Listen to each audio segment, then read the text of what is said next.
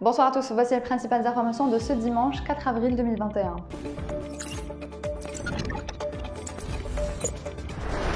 Les services de la sûreté de Wilaya d'Alger viennent de réagir aux rumeurs sur des dépassements qu'aurait subi un mineur âgé de 15 ans au siège de la sûreté de Daïra de Sidi Mohamed lors de son audition par la police dans l'après-midi du samedi 3 avril. Dans son communiqué, la sûreté de Wilaya a ainsi tenu à préciser que le concerné, qui était accompagné de sa mère, avait été entendu dans les locaux de la division centre de la police judiciaire et non au siège de la sûreté de Daïra comme prétendu sur les réseaux sociaux. L'intéressé avait été entendu dans une affaire liée à un attroupement sur la voie publique et a subi, à l'issue de son audition, une visite médicale effectuée par un spécialiste en médecine légale avant qu'il ne quitte les locaux de la police, précise le communiqué. Le texte précise également que les services de la sûreté de Wilaya d'Alger avaient pris l'initiative de saisir le procureur de la République suite à la diffusion de cette vidéo sur les réseaux sociaux, suite à quoi le parquet a ordonné l'ouverture d'une enquête et convoqué ce dimanche le jeune mineur et son tuteur afin de l'auditionner sur cette affaire.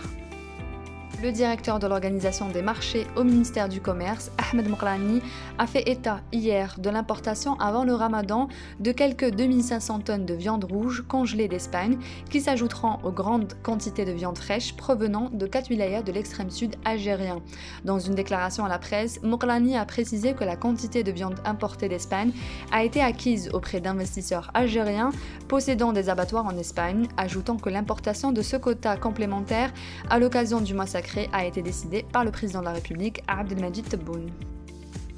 Brahim Boumzal, ministre de la Poste et des Télécommunications, rassure les citoyens quant à la disponibilité de liquidités à l'approche du mois sacré du Ramadan 2021 au niveau des centres postaux à travers le pays. Invité ce matin de la chaîne 2 de la radio nationale, le ministre a indiqué que ce problème a été définitivement réglé grâce à l'intervention du ministère des Finances qui a pris les dispositions nécessaires pour assurer la disponibilité des liquides au niveau des postes.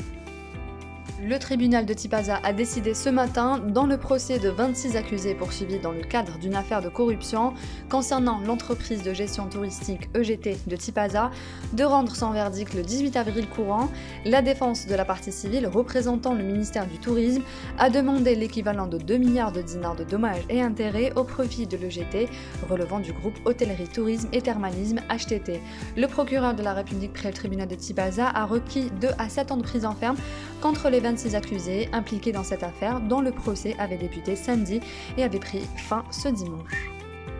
Le chef d'orchestre Amin Kouidel a lancé l'Académie internationale de musique et de danse à Assima, un nouvel espace dédié à la formation et l'apprentissage des disciplines de la musique dans ses différents genres et de la danse dans la variété de ses styles. Fondé et dirigé par Amin Kouidel, Assima est composé de 9 salles pour la pratique de l'instrument, dont une grande pour l'enseignement théorique du solfège, qui accueilleront les enfants de 6 ans et plus, les adolescents et les adultes, amateurs qu'ils soient ou professionnels, explique le maestro.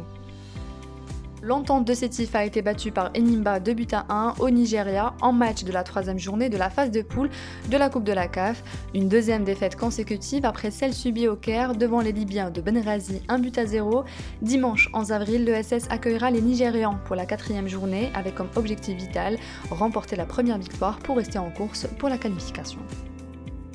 Abdelkader Amrani quitte la barre technique du Mouloudia au lendemain de la défaite concédée samedi au stade olympique du 5 juillet face aux Égyptiens du Zamalek 2-0. Le désormais ancien coach du doyen a décidé de jeter l'éponge. L'intérim sera assuré par l'entraîneur adjoint Lotfi Amrouche en attendant la désignation d'un nouvel entraîneur.